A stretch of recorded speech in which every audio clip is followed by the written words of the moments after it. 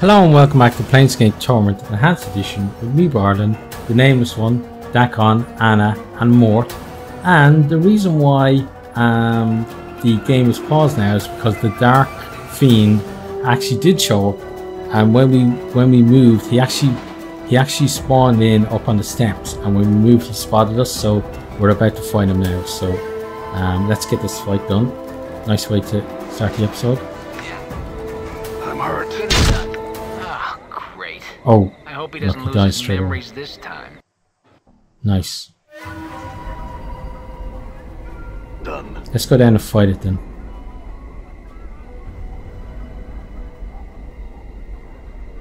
Oh, we're in the wrong place, aren't we? Yeah.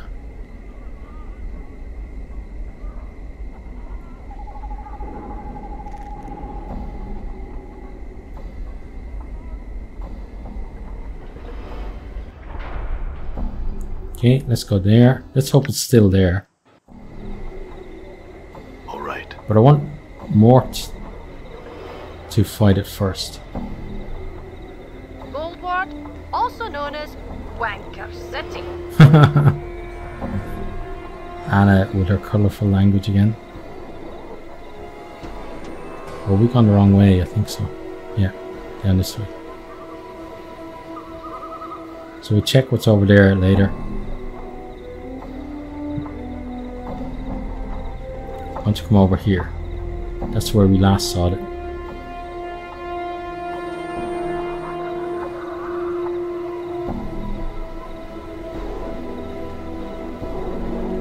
Okay, here come the guys. Let's get Mort ready to fight. Oh, what's going on there?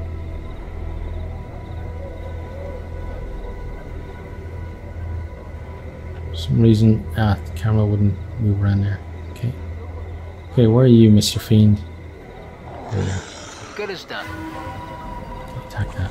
I hear your working on this thing. Ready. My bike's not working on this thing.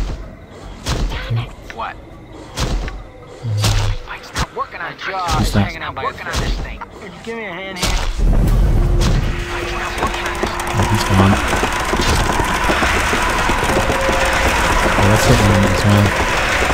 Oh, we're knocking everyone out. So we killed them. But we also put two of our guys down. Okay, let's raise Mort. Okay, and then guess we need to pick their stuff up. Yeah, so that fight didn't go as well as it could have done. Okay, take those. What's the word, Chief? The word is you need to pick stuff up. Sure, why not? And everything that you had should be here. Okay, and you can equip those. Hey. Let's see what this thing had. Great steel dagger. Okay. Let's take it. We'll maybe give that to Anna. Alright. At some stage. And we need to get Anna up. Okay, so that means we need to find somewhere to rest. Don't think we could rest in... Uh-oh. I will hear That can't you. kill that thing. Yeah, sure, why not? Die. There we go. Done.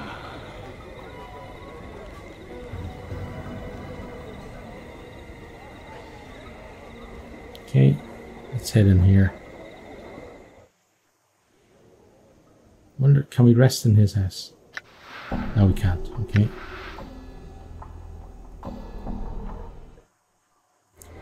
So let's find somewhere to rest.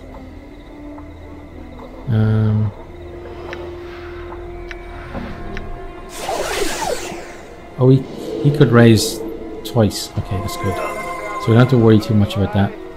So let's go back down to where we were then. Just let's not get in any more fights. Aye, what?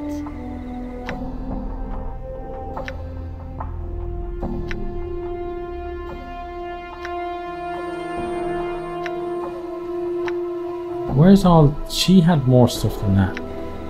Right.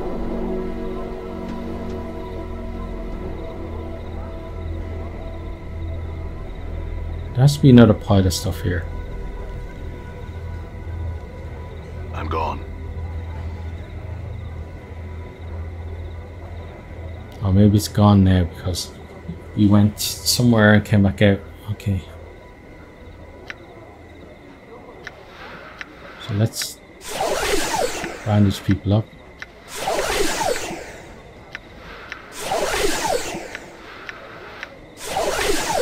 Just want them enough so that they can at least survive if someone decides to attack us again.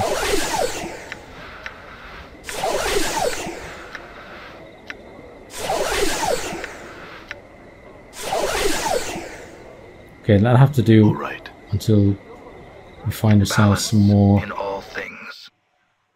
So he's got bandages, he's got bandages. And neither of these two have bandages. Okay. Your will be done. Right, well, let's continue on. So they're all just clerks' ward type people. Nobody special. Cafe patron. There's actually enough for another cafe up here. Clerk's ward, clerk's ward. Unless the cafe patrons walked around or wandered off, should I say. Right, so let's continue up here. There's Aylwin. Isn't that who we were supposed to be looking for? So let's talk to you. This tall, slender woman occasionally looks up from her cup of wine to scan the surrounding patrons and passers by. Her facial features are elegantly exotic, and her eyes, a brilliant golden colour, catch the light, sparkling as she looks about. Greetings. She regards you carefully for a moment before replying. She speaks slowly and carefully, avoiding direct eye contact with you. I, Aylwin, return your greetings. Aylwin, your friend, Nimele, is looking for you. Updated my journal. She begins to smile, but then covers her mouth with her hand, looks down her drink.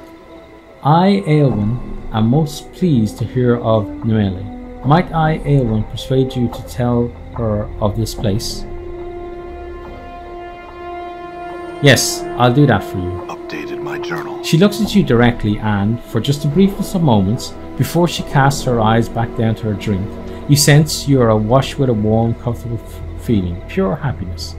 I, Aylwin, thank you. It's my pleasure. May I ask you about her, though?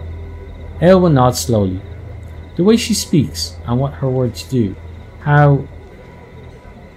I, Aylwin, can only say that we come from another place, another world. We're not like the people here, whose words, thoughts, very feelings even, affect nothing directly. Go on. I, Aylwin, take great care as to not affect those around me too greatly. Nimele, she is new here, and cannot do so. It is something she must learn, should she choose to remain here much longer. But why? There are many reasons. I, Aylwin, feel it is not right to impose reality upon those without the ability to impose their own reality upon me, Aylwin. Is there anything you cannot do by simply speaking of it? She frowns. A strange, unpleasant feeling rises in the pit of your stomach. Please, I, Aylwin, would speak of it no more. Just one more other question. She looks at you directly, your face reflected in the glinting golden discs of her eyes. He would speak of it no more to Aylwin, and thus would no longer force her to speak in such a way to him. You find yourself unable to voice another question, your words catch in your throat as you try to ask. Okay, so let's go tell her, buddy, and then we'll come back there, or head back there and see what else we can do. What's this, by the way? Let's check. These wrought iron bars seem to serve as decoration rather than security measures. Okay.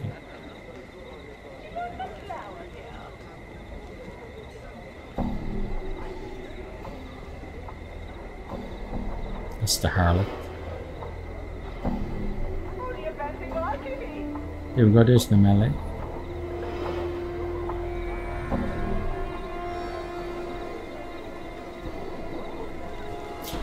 The woman smiles as she greets you, her beauty no less breathtaking than the first time you saw her.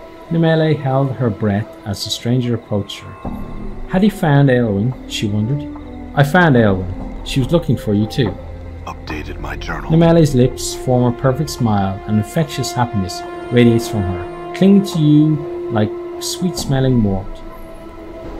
Nemele was overjoyed to hear of her friend. Was Aelwyn close by? She's at another cafe east of here, across this part of the world. Nemele thanked the man for his wondrous news. Soon she would go to visit her oldest friend, Aelwyn. Now, though, she would reward the stranger. Okay, let's wait for her to reward me. She would draw the stranger close, laying her hand upon his chest and kissing the pale, leathery skin of his cheek. Life would flow into him, invigorating him. This, then, was to be his reward. Let's wait. As you wait, there is a light, tingling sensation upon your cheek and chest. The feeling spreads across the whole of your body, and you begin to feel stronger, more animated. My thanks, Nemele. Farewell. We don't really have any other questions for her, so let's just I'm gone. head on off.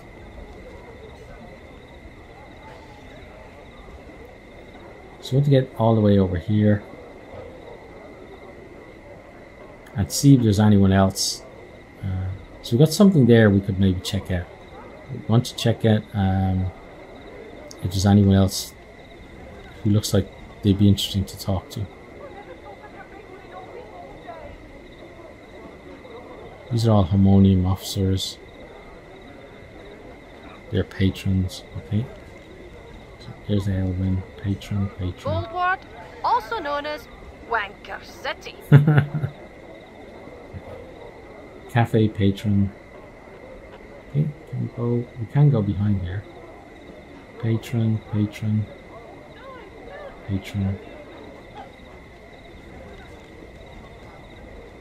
Let's talk to her, see what she says.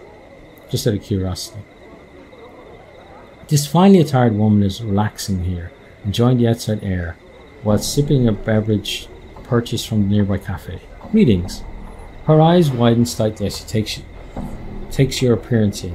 She smiles uneasily. Ah, greetings too. Suddenly her eyes alight on Mort. Oh, what a cute little mirror. Isn't he? He likes to have the top of his skull scratched. Truly, she remains smiling but looks suspicious. Surely a gesture. It is only a mirror. What do you mean? Don't they all enjoy that? No, I speak the truth. Go ahead. She reaches out and gingerly pats Mort, who promptly nuzzles up against her hand, grinning wildly and winking at you all the while. She laughs uneasily. How strange. Yes, well, I had some questions. Where could I find work here? You seek only temporary work, correct? You don't seem the sort to be settling here, no? She pauses for a second, looking you over. So, I would seek work at the Advocate's Home, the Apothecary, or the Civic Fest Hall. There are doubtless some odd tasks that need handling there.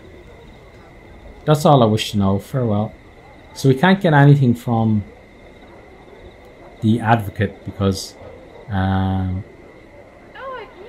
what happened? Oh, she's come over. Look.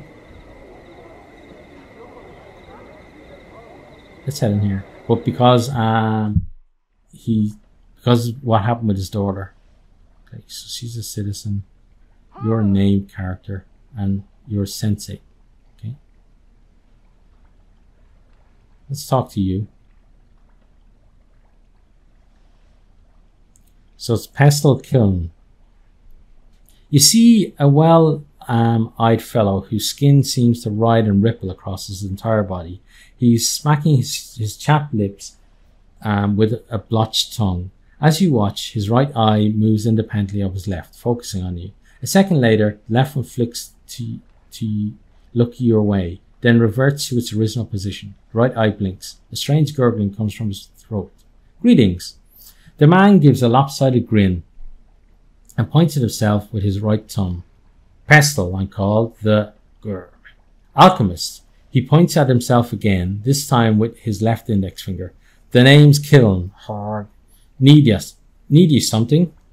Are you all right? I am.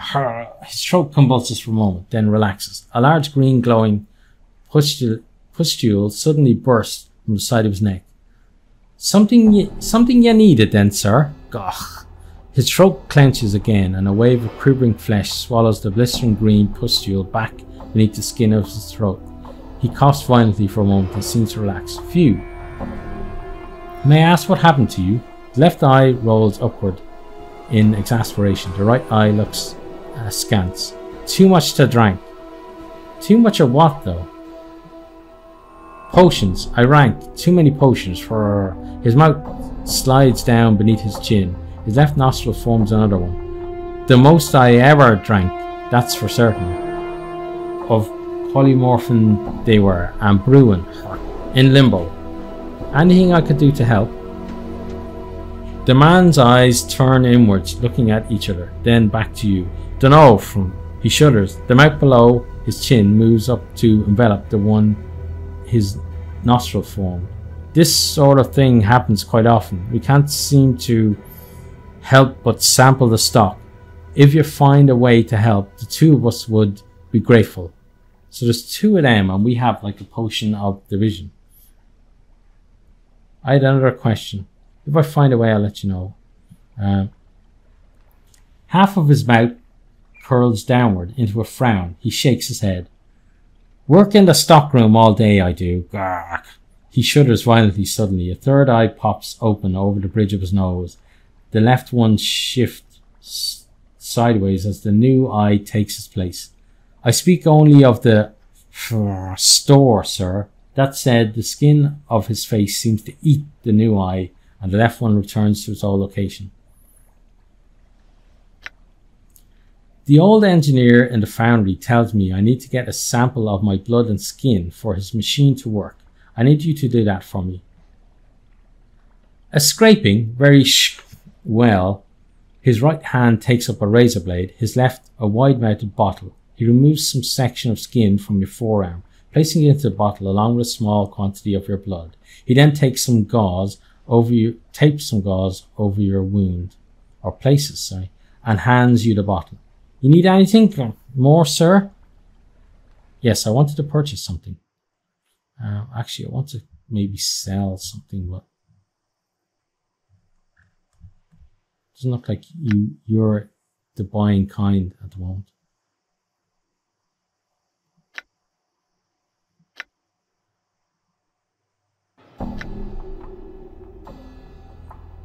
No, I think we don't really need any of that stuff, so let's just leave them be. But I'm curious if we can actually help him. I've got this elixir of horrific separation. Do you think that'd help you? Ah, maybe it will then. Both his eyes suddenly snap to the small bottle in your hands. He nods, smacking his lips. Here you are then. Pestle Kiln takes the bottle in both his hands and places it beneath the counter. His left eye focuses on you, while his right eye and hand concentrate on scribbling furiously on the countertop. We can use this to make something that'll fix us, Hark. Right on up. Now, if you give us a moment, when we got it all worked out, we'll make you some healing stuff for a reward. He turns to head to the back of the shop. Alright, farewell for now then. Okay, now let's... oh look, got Kiln and Pestle. Ah! So let's talk to Pestle. This man closely resembles Pestle Kiln, though without the crawling skin and constant subtle mutations. Greetings again, sir, and well met. And what is it I, Pestle, can do for you? I was hoping to get some healing concoctions. Yes, of course. Your reward, aye? Let's see now. I'll manufacture them for ye for nothing, of course, but I'll need the proper ingredients. An Oni's heart, or powdered hemantite, or hair of a diva, or a thread from an Simon's robe, or the blood of a regenerating creature, such as a troll, or... Actually, my wounds heal very quickly. Pestle raised an eyebrow. Do they now? Well then, Your own blood just might do. Here, give me a sample, would you? Give him a bit of your blood. After drawing a small quantity of your blood and retreating to the back of the store, Pestle returns with a number of what appear to be hardened drops of blood. Placed upon one's tongue, these clot charms will heal existing wounds and aid in the prevention of new ones, for a time. Thanks, Pestle. I had some questions. My humble apologies, sir, but I only speak of the store. Besides, I rarely leave the place, you see? You'd be better off finding another to answer your questions. In that case, farewell. Let's now talk to Kiln.